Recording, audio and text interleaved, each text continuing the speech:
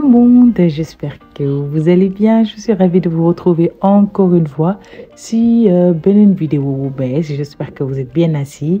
Tey nag dama leen indil image u kaasu café ngeen defar seen café laaj seen suukar wala ngeen lalte toog ñu fas yéene waxtaan wala sax nag ngeen nekk entre amis ou bien entre copines ngeen daal mettez-vous à l'aise. Et on va rentrer dans le vif du sujet parce qu'aujourd'hui, ndaanaan la ñu nar a waxtaanee muy di NFU, No Face. No Face alias NFU, alias Mabo, alias tout ce que vous voulez, Nagasaki, je sais pas, quelque chose comme ça. En tout cas, moom mi nga xamante ni moo di NFU turam dëgg Serigne Abdou Khafour Mbacké Guissé noonu la tudd, donc c'est un Sénégalais. NFU ci ay interview il explique pas trop son parcours, mais récemment ci benn publication Facebook il a fait savoir que ni jot na jaar ci benn daara Thiès, donc jot na yelwaan nekkoon na baykat ci ay tool, nekk na aussi marchand ambulant. Il était aussi réparateur d'ordinateurs. Il a fait plein de choses avant de devenir ce qu'il est aujourd'hui. Ce qu'il est aujourd'hui, ça veut dire un producteur, un beatmaker, un chanteur, un rappeur, etc., etc. Il se dit même être un acteur de cinéma. En tout cas, ci loolu yëpp jotoon na see jaar. Faut savoir aussi que Serigne, comme Nico ses proches l'appellent, c'est quelqu'un qui aime beaucoup les motos. C'est un amoureux des deux roues, donc faut gis il passe des choses sur les motos. Bañ na sax ba génne woon na si wéy si affaire moto yi pour que nit ñi di leen bàyyi xel, bañ di leen pousser ñi accidenté, etc. Donc on le voit beaucoup partager ces moments-là. Et aussi c'est une personne boo xamante ne qui est très amoureux des voyages. Donc gis nañ ni que récemment il fait beaucoup de voyages. En tout cas, pour à peu près sa biographie ci ses débuts, c'est ça pour ki nga xamante ni moom moo di Serigne Abdou Khafour Mbacké Guissé mi nga xamante ni moom moo di No Face undercover NFU. Parlons à présent de la naissance du groupe Mabo. Comme vous le savez, Mabo ñoom ñu ngi génnee seen premier clip bi nga xamante ne mooy Mabo. Parce que oui, non le tout deux. Donc qui était sorti où on voit un couple donc chanteur boo xamante ne dañu indi quelque chose de très nouveau avec benn beat bu neex boo xamante ne ñi mbalax dañ koy déglu, mais ñi nekk ci biir rap bi aussi ils écoutent ça. Et en plus c'est un couple de jeunes, donc on voyait ay Djiby Dramé et autres, mais cette fois-ci on voit un couple moderne et yoo xamante ne dañuy moderniser style africain bi nga xamante ne am nañ ko. Donc ils explosent, incroyable, tout ce que vous voulez.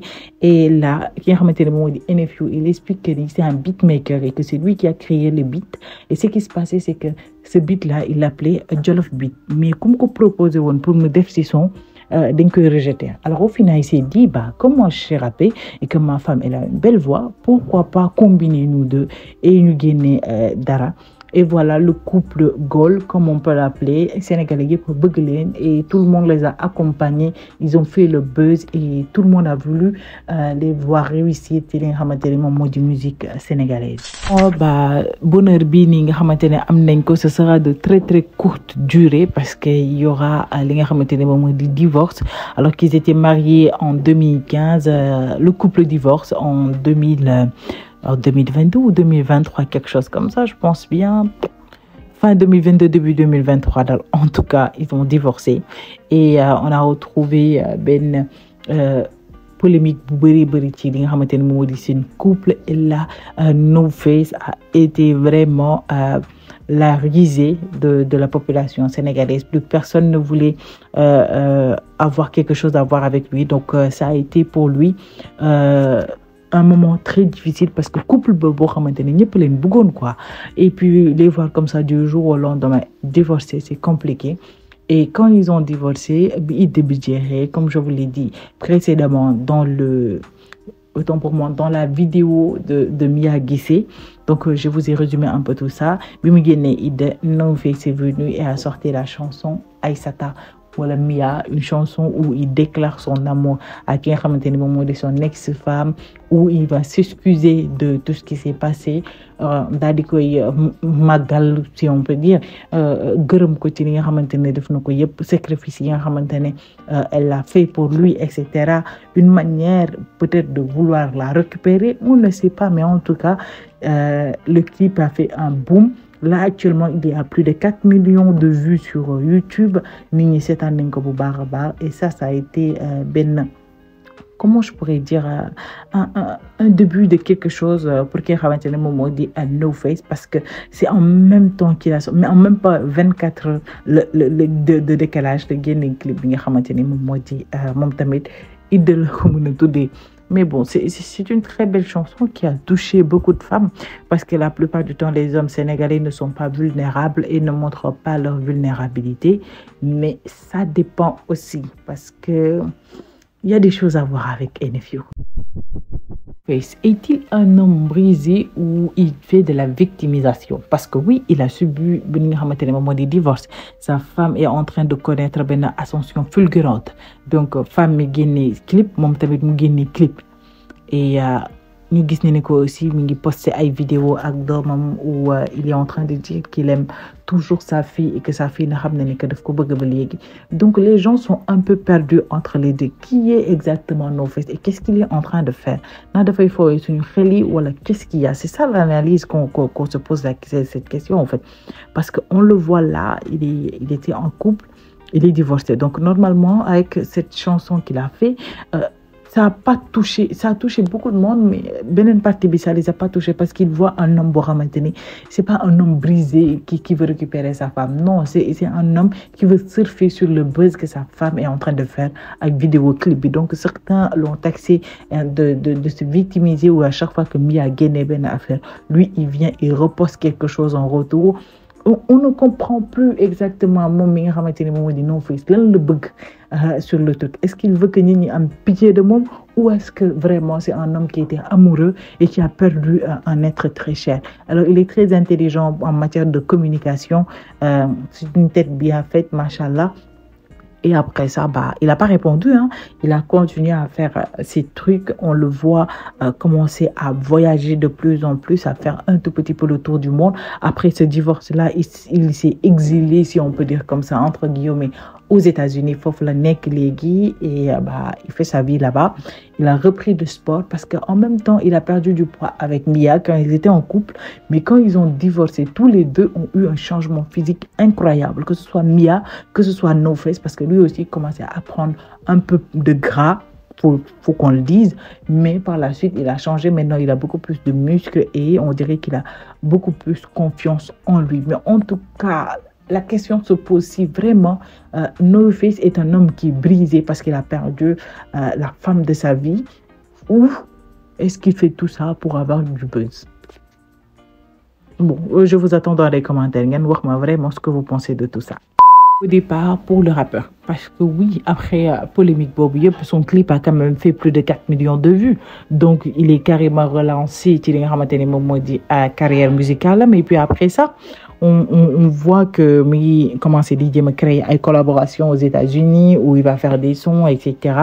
Qu'est-ce qu'il essaye de faire? Est-ce qu'il va nous sortir un album? Et puis par la suite, il y a des clips.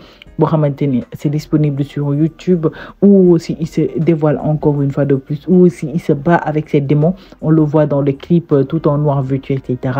Il se bat avec peut-être ce sont ses défauts ou bien ce qui l'ont conduit à sa perte.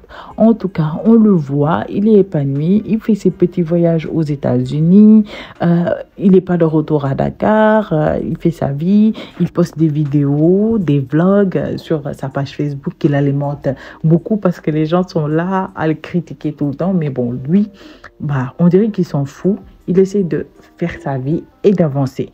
Et on peut le souhaiter que du bien par rapport à ça. On peut dire, hein, ça dépend. Tandis qu'on voit sa femme en train de monter en matière de musique, en matière de popularité, on entend bim, No Face s'est marié. Voilà. un remariage. Un remariage. Il s'est marié avec une jeune femme américaine. Donc, il faut dire que pour tous ces voyages-là, c'est qu'à mon avis, affaire l'internet a commencé à exploser. Tout le monde est en train de dire après quelques mois de son divorce, No Face s'est remarié et ça a créé un tous les lex de Mia s'est remarié. Tout le monde se demandait un remariage, c'est rapide pour un homme qui se disait brisé, mais bon, est-ce qu'il est en train de se soigner? On ne sait pas, mais en tout cas, on le voit épanoui, qui fait ses voyages partout. On dirait qu'il est en train de faire le tour du monde entre Jamaïque, Miami, Bahamas, etc. Mais comme je l'ai mis dans le titre, un remariage ou bien début d'une chute, parce qu'il faut qu'on se le dise, est-ce que là, ki nga xamante ni moom moo di No Face signé wul chutam c'est un peu bizarre mais faut se le dire parce que mariage bi mu siiwee 2 jours après ki nga xamante ne moom moo di sa femme ki nga xamante ne moom la mujjee tàkk nii elle est sortie pour dire que elle demande le divorce à NFU mais NFU refuse. Mariage bi ça a duré que 1 mois mais que là elle en peut plus, c'est bon, c'est fini, elle veut plus de ce mariage et que mu nekk di tagg Mia que Mia li mu muñ etc et que moom tamit sa famille n'était pas d'accord pour le mariage mais elle a forcé parce qu'elle était amoureuse de NFU. En tout cas, c'est elle même d'elle-même qu'elle est sortie pour expliquer le problème. Maintenant, vouloir divorcer et exposer ça sur les réseaux sociaux, c'est un peu chelou parce qu'il faut le savoir que ce problème-là est réglé par qui a moment de Adamo. Bon, c'est plus quelqu'un à présenter, je pense qu'il y a une et je me dis que le problème là ne doit pas être exposé là-bas. Et d'autant plus que No Face qui vient, qui parle au téléphone avec Adamo pour s'expliquer aussi, on ne comprend pas qu'est-ce qui se passe dans la tête de cet homme. Et puis la fille elle dit que No Face n'a pas accordé le divorce et de faire vidéo. Donc c'est assez compliqué, complexe. Je pense que Lolo, ils sont des adultes, ils peuvent régler ça entre eux. Mais en tout cas, c'est chaud. Faut voir dans ce qui se passe avec NFU, ça va pas du tout. La dernière petite partie, autant pour moi, de la vidéo, à savoir si No Face est un homme perdu ou bien un homme stratège. Parce qu'il faut le savoir, No Face n'est pas takat Mia parce que divorcé 3 fois. Et que pour que mu takat ko, il faut que mu amat benen jabar divorcé so que mu takat Mia. Est-ce que c'est une divorce ça ne vous paraît pas bizarre, cette fille-là qui vient de sortir comme ça et qui parle, nanani, je veux le divorce, nanana, et puis quelques mois comme ça, est-ce que No Face n'est pas à la conquête pour reprendre sa femme? Est-ce que tout ça là, c'est pas pour créer encore plus de buzz pour qu'on parle de lui et qu'on parle de sa femme? Parce qu'il faut le dire, le gars, il est extrêmement intelligent, machallah. Il sait comment garder sa communication. Donc ça aussi, c'est un point pour Maharaton. Et le deuxième point, c'est un homme perdu. Est-ce que vraiment, divorce bi affecte beaucoup de telle sorte qu'il commence vraiment à partir en vrille, à ne plus savoir ce qu'il veut, à se marier de gauche à droite comme ça, aussi vite fait avec une personne que tu viens à peine de connaître? Qu'est-ce qui se passe? Est-ce qu'il est perdu vraiment parce qu'il souffre ou il est en train de poser ses pas pour pouvoir récupérer Mia? Vraiment, je pense que ça va être défini pour récupérer Mia là. Ou bien pour faire de telle sorte que les Sénégalais ne ko faté et que tout le temps qu'on parle de lui. Le gars là, Serigne là. En tout cas, voilà, c'était tout pour ma vidéo de ce jour. J'espère que ça vous aura plu. Donc, je vous donne rendez-vous très prochainement dans d'autres vidéos comme d'habitude. Je vous fais de gros bisous. Prenez bien soin de vous. Au revoir. Mouah.